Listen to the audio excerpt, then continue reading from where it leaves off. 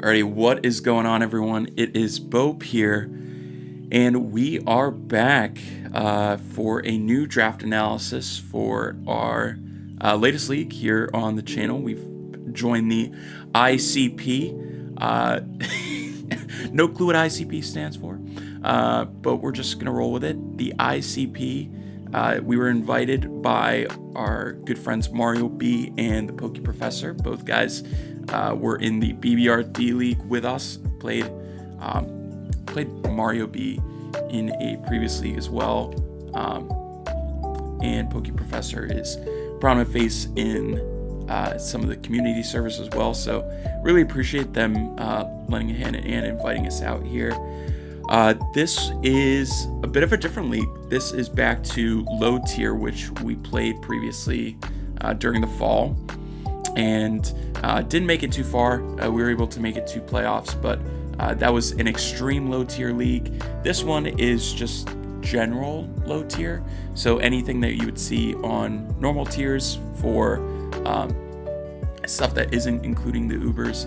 It's basically the mid Pokemon down, so some of the top stuff would be in like the 12-11 range that you would usually see on a draft league board.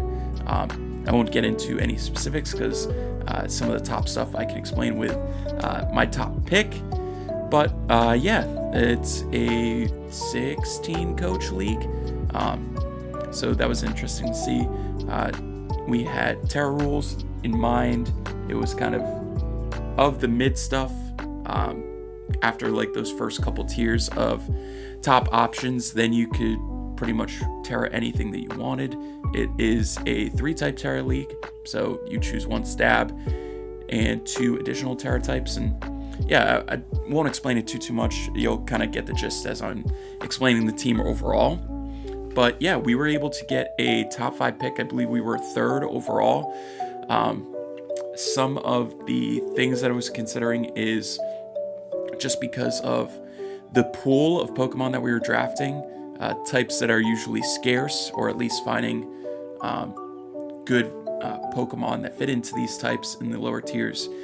Immediately thinking to both the Fairy and the Steel type, and I was like the thing that was close to, if not the thing I wanted to grab if I was 1st overall. I was able to get it at pick 3.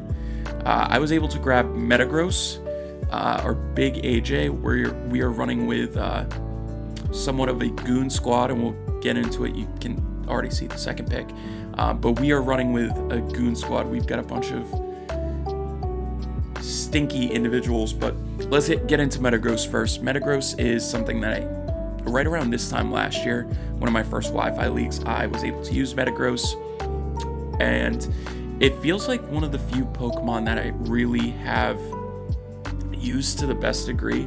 I usually get kind of stuck in my own ways of using the Mon, or any Mon, the same like 2 or 3 ways, but I feel like I didn't bring the same Metagross set every week, and this was a Pokemon I brought to every week. It was basically just a normal Gen 9 type league with all the high stuff brought. And Metagross was in the top tier of stuff that was available. I think the 2 things that went before me were Primarina, which Water Fairy type that was allowed in this format, makes total sense. And then Terra Sinistra was one of the best Terramons available, so it makes a ton of sense that went. But kind of talking about Metagross, great attack stat, 70 base speed, but has access to agility, has a bunch of utility stuff that it was able to get into this gen. It still has rocks. It got access to knockoff. Good stab with steel plus psychic. Again, like I mentioned, a good steel type is really good in this type of format. And yeah, I feel like I can use Metagross in a bunch of different ways here. Getting a rocker off the bat is really good. Getting an attack stat that is as significant as Metagross is in this type of league seems to be few and far between. So the fact that we were able to get it here is really great. Transitioning into our second pick here, I wanted to attack some of the best Terramons that were available on the board. Stuff like Terra Rhyperior was allowed. I mentioned Terra Sinistra. And I took a page out of my friend Obo's playbook here, and I went for the Terra Brian Thorns, Iron Thorns here with Terra. So like I mentioned earlier, we have access to 3 Terra types, 1 stab and 2 non-stab types. What we're rocking with here at the beginning of the season is Terra Electric, Terra Ground, and Terra Water. Water, I felt like we could either go Water Fairy for more like neutral defensive typing. I ended up going with Water, just looking at some of our first few matchups. I thought it was solid, but no other reason behind that. Electric and Ground were the main 2 that I wanted to hone in on, though I don't want to choose a Terra Rock, even though I'd be able to have a Rock type move that isn't missing as often as Stone Edge is. But I thought Terra Electric would be a better neutral type to bring in, only 1 weakness in Ground. So that's really nice, allowing me to have easier time setting up DDs with this Mon. And then Terra Ground. I think Ground is a super spammable type in this type of format, especially with, there can be some good ground resists in the lower tiers, but it's not phenomenal. And I do think just Ground is super spammable in this type of format. So I thought it was really good there if I ever want to bring a booster energy attack, or just some sort of non-setup set that just wants to attack. Locking into a Ground type move with Ground Stab and Ground Terra type just seemed really good. This is also another Mon that has access to not only rocks but spikes as well, which is super nice. Really good move pool diversity for a Mon that, once again, has over 130 base attack. It's really good defensive, really good spread defensively as well. Again, a little bit weaker on the special defense side, but we were able to bolster that up with some later picks. We got 3 straight Gooners to start off, because we got the Goon Squad here next. Grimmsnarl, honestly one of my favorite Pokemon. Look at this demon, my god. I have not used Grimmsnarl in a league before, I don't think.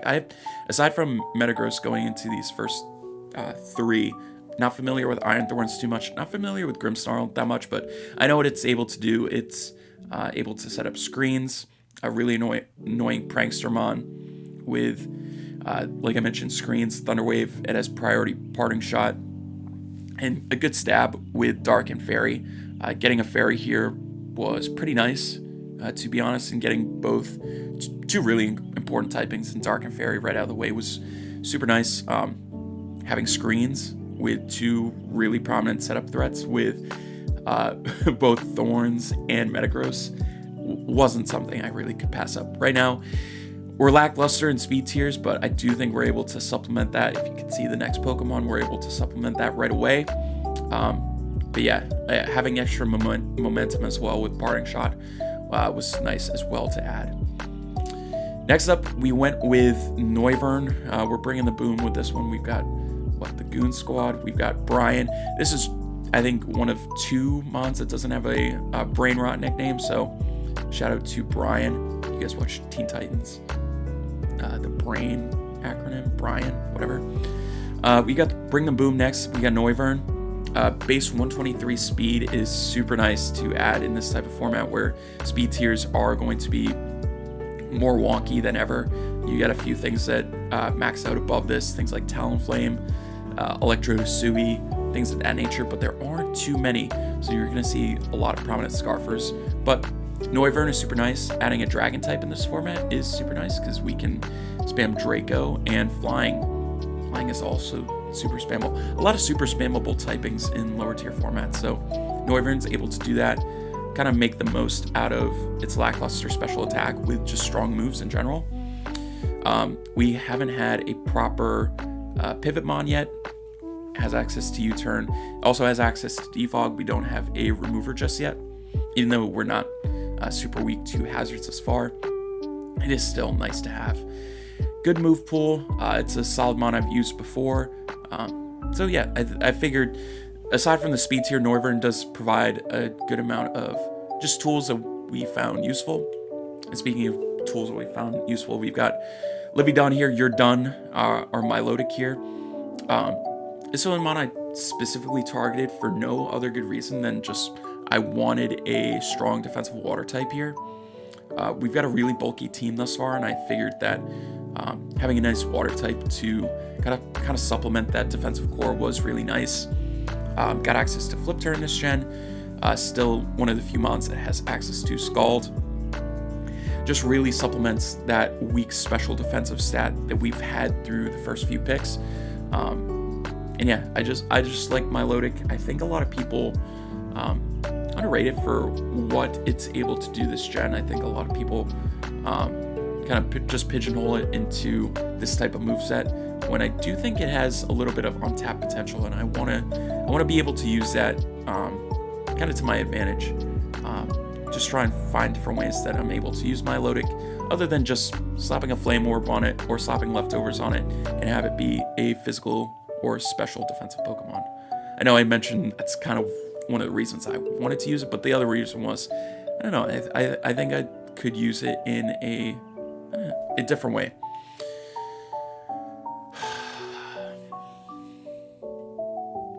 Next up, we have the Bloopster. If you don't know the Bloopster, I absolutely despise this man, but I want to give him a shot. I want to give him a chance here. John, if you're watching this, it's not because of you, dude. It's not. Another base 100 Pokemon here. Having a ground type is nice. Another reason I put ground on Terra Thorns is this is one of the weaker ground types I could have gotten, at least offensively. So I thought that was good to supplement that with the Terra Ground. But what does Bloopy do? It provides Rapid Spin, provides a faster Spiker if I don't plan on bringing Spikes on Thorns, and I do want it. Yeah, it's just another Hazardmon, another faster Pokemon to add to the team.